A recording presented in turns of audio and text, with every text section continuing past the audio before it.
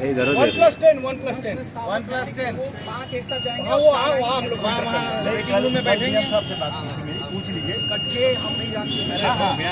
हाँ ठीक है, पीछे हट जाए, दूर हट। आइए आपको हम वेटिंग रूम। आप चलिए, आप मत बनाइए ना ये इनको हाथ भिजोला हिलत। धीमे धीमे आइए, आप धीमे धीमे आइए, आप धीमे धीमे थोड़ा चलेंगे तो ज्यादा बनेगा ना, इतना तेज मत चलिए आप। रिंकू तो पीछे आवा, दूरी बना लीजिए। चलिए बस करिए, जाइए जाइए। निकल वाला काम आराम से दोबारा। साहब आपके क्या मुद्दे हैं चुनाव में लेकर इस बार? जी, मेरा मुद्दा है कि जैसे आपने देखा किसान का बेटा होने के नाते मैं गन्ना किसान चुनाव चिन्ह लेके आया हूँ। आज आपने देखा है कि मैं ये बताना चाहता हूँ यहाँ की जनता को कि अगर किसान नहीं रहेगा तो देश खुशहाल नहीं हो सकता, देश जीवित नहीं रह सकता। तो लोगों ने किसानों की मौजूदा सरकार किसानों की अवहेलना की है, उनकी मांगें नहीं पूरी की है।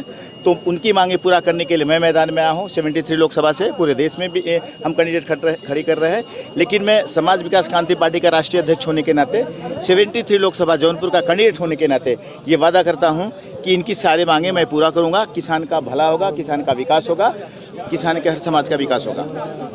आपने बैलगाड़ी तो इसका क्या बेनिफिट्स आपकी तरफ जा रहा है?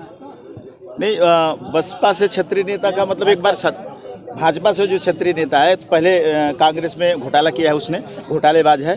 किसान तो छोड़ दो, कोई भी भिखारी भी स्वीकार नहीं करेगा उसको, और वो जैसे आया वैसे महाराष्ट्र वापस चले जाएगा। कभी भी ज़मीन पे काम नहीं किया है, और बीजेपी में भी आया है घोटालाबाज करने के लिए। तो जनता सब समझती है और अस्वीकार कर रही है। आपको टक्कर कौन दे रहा है? मुझे कोई टक्कर नहीं दे रहा है, सब मुझे लड़ रहे हैं मुझसे, ठीक है, सब मुझसे लड़ रहे हैं। अब वक्त बताएगा कि कौन जीतेगा, लेकिन मैं आपको दावे के साथ कह रहा हूँ 75% जनता यानी पूरा किसान मेरे साथ है और बाकी जनता भी मेरे साथ है। 75% मुझे मेजोरिटी मिल रही है, मैं यहाँ से जीत रहा हूँ। दूसरे स्थान पर कौन रहेगा? जी कुछ नहीं बोल सकता, क्योंकि ये तो मैं कह नहीं सकता। ये बताना जो हवाई करते हैं 100,000 गाड़ियाँ मैं भी निकाल सकता हूँ, लेकिन ये बताना चाहता हूँ कि यहाँ की जो गरीबी है उसको याद रखें। यहाँ पे जाके वहाँ पे जाके कादा बटाटा बेच के मिनिस्टर होके यहाँ को भूले न, यहीं से गए हैं मुझे पता है।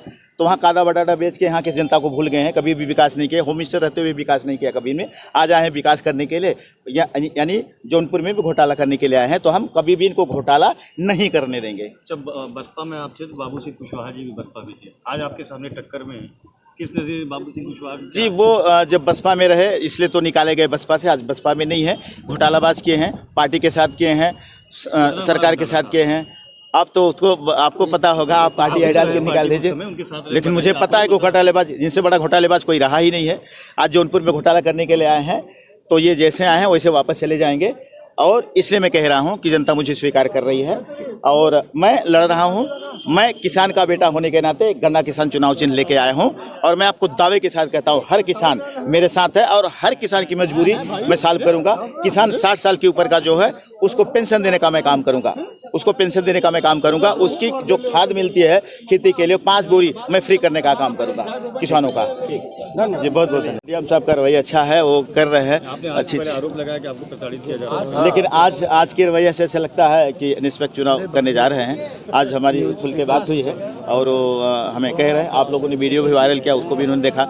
उन्होंने पूछा भी मुझे कि बैलगाड़ी से कैसे, मैंने कहा मैं किसान का बेटा हूँ इसलिए बैलगाड़ी से आया हूँ। तो अच्छा है, निष्पक्ष चुनाव कर रहे हैं डीएम साहब। आज की बातों से ऐसा लगा कि निष्पक्ष चुनाव होगा। जितने गंदे लोग आए हैं हार जाएंगे और जो अच्छे होंगे जीतेंगे। और मैं दावे के साथ कह रहा हूँ, मैं किसान का बेटा होने के नाते गन्ना किसान चुनाव चिन्ह लेके आया हूँ। सारे के सारे लोग गन्ना किसान के सामने का बटन दबाने जा रहे हैं 25 मई को। बहुत बहुत धन्यवाद।